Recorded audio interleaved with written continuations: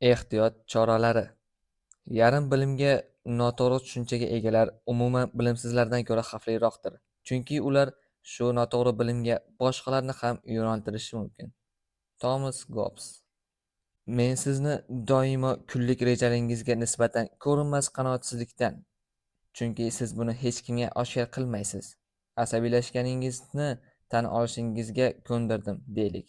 Agar shunday bo'lsa, bu noqulay qanoatsizlikning asosiy sababi har kuni bajarishni xohlagan, lekin bajarmagan va qachondir ko'proq vaqtingiz bo'lganida tugallashga umid qilayotgan narsalar borligini his qilib turishdir. Men esa sizning e'tiboringizni yaraqlab nur taratib turgan, ya'ni o'ta e'tiborni tortuvchi va ko'rmaslikning iloji yo'q haqiqatga qaratmoqchiman. Sizda hech qachon ko'proq vaqt bo'lmaydi, chunki siz bo'lishi mumkin bo'lgan hamma vaqtingizga egasiz. Shu sababli sizga har qanday holatda ham kuningizni ideal rejalashtirish uchun qo'l keladigan va shu sababli yuqorida ta'kidlangan bajarilmagan ishlar tufayli har kuni yuzaga keladigan umidsizlikni yo'q qilish xususiyatiga ega qandaydir sirni oshkor qilishimga umid qilmagansiz deb o'ylayman. Men birorta ham kashf qilinmagan sirni bilmayman. Qachondir men yoki boshqa bir kimsa topa olishiga ham ishonmayman, chunki hali yuzaga chiqmadi.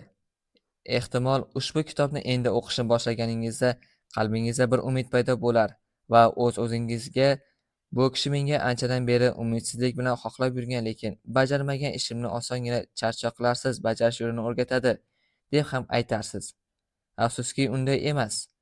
Haqiqat shuki, bizda hech qanday farovonlikka eltuvchi oson yo'l mavjud emas. Masalan, Makka shahriga yetib borish yo'li ham juda qiyinchiliklarga boy, toshli, o'nqir-cho'nqir.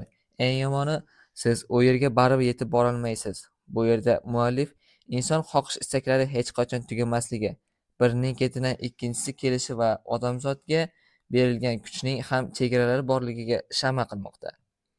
Bir odam 24 soatlik byudjeti hisobiga qulayliklar bilan to'laqonli yashashi uchun hayotini tartiblashdan oldin qilishi mumkin bo'lgan dastlabki va eng muhim ish vazifasini bajarish uchun beriladigan qurbonliklardagi va u talab qiladigan nihoyasiz sa'y-harakatlardagi ayovsiz qiyinchiliklarni xotirjamlik bilan tan olishdir.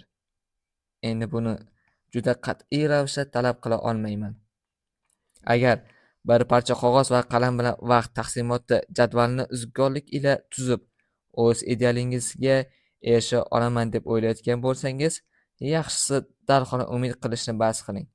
Agar tushkunlikka tushish va umidsizliklarga tayyor bo'lmasangiz, katta sa'y-harakatlar evaziga kelgan kichkina natijalar uchun mamnun bo'la olmasangiz, yaxshisi boshlamang.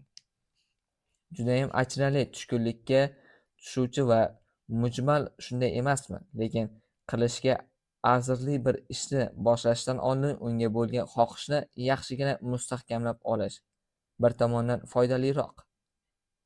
Shaxsan men buni ma'qul ko'raman. Buni men olov yonida sinayotgan mushukdan farqlab turadigan asosiy narsa deb o'ylayman. Yaxshi, faraz qilaylik. Men jangga tayyorman. Sizning barcha mulohazalaringizni tushunganman. Qilaylik, ammo qanday boshlashim kerak, deysiz. Qadrli kitobxon, siz shunchaki boshlashingiz kerak. Xolos. Boshlash uchun qandaydir sehrli usul yo'q. Agar cho'milish havzasi qirg'og'ida sovuq suvga sakramoqchi bo'lgan kishi sizdan sakrashni qanday boshlashim kerak deb so'rasa, lo'ndagina qilib shunchaki sakra, xotirjam bo'l va sakra deb javob berasiz. Avval ham aytganimdek, doimiy vaqt ta'minotining eng ajoyib tarafi shundaki, siz uni oldindan sarf qilib yubora olmaysiz. Ya'ni bugunning o'zida kelasi kunni sarflashning iloji yo'q.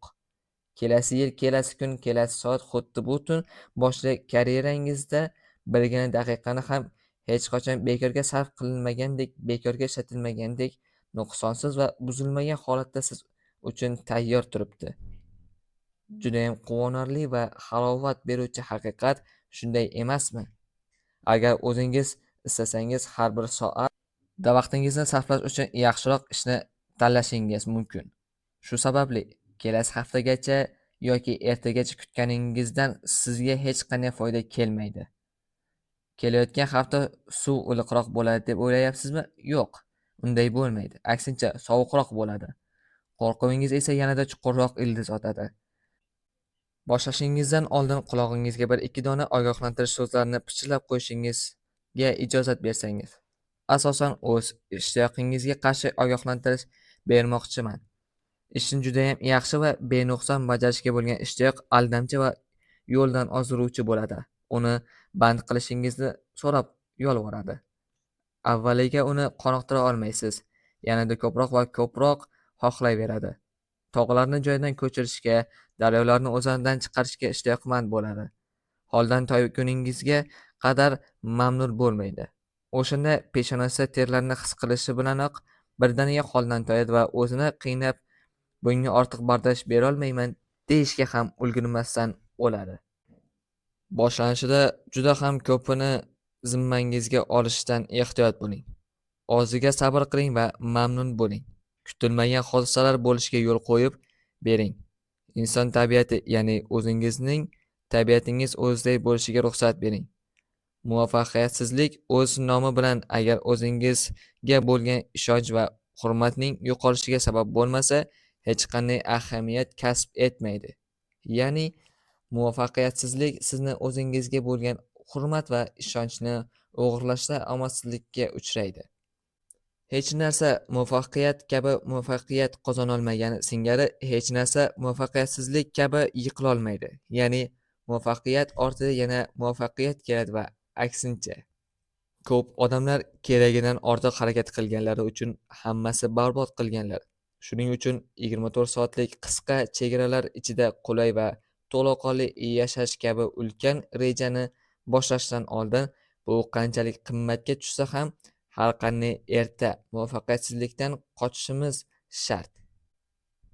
Biznesda shon-shavkatli muvaffaqiyatsizlik ko'rkamgina muvaffaqiyatdan afzalroq degan gapga hech qachon qo'shilmayman. Men doim ko'rkamgina muvaffaqiyat tarafidaman. Shon-shuhratga to'la muvaffaqiyatsizlik hech qayerga olib bormaydi. Ko'rkamgina muvaffaqiyat esa o'zidan ko'ra yaxshirog'iga yetaklaydi. Shunday qilib, keling, bir kunlik vaqtimizning hisobini chiqarib olamiz.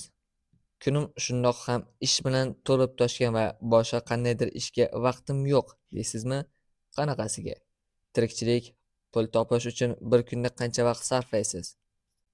O'rtacha 7 soat bo'lishi mumkin. Uyqu uchun yana 7 soat sarflaysiz deb hisoblaymiz. Mayli, men saxiylik qilib yana 2 soat qo'shib berdim. Ham deylik, endi men hoziroq qolgan 8 soatning hisobini berishingizni talab qilaman.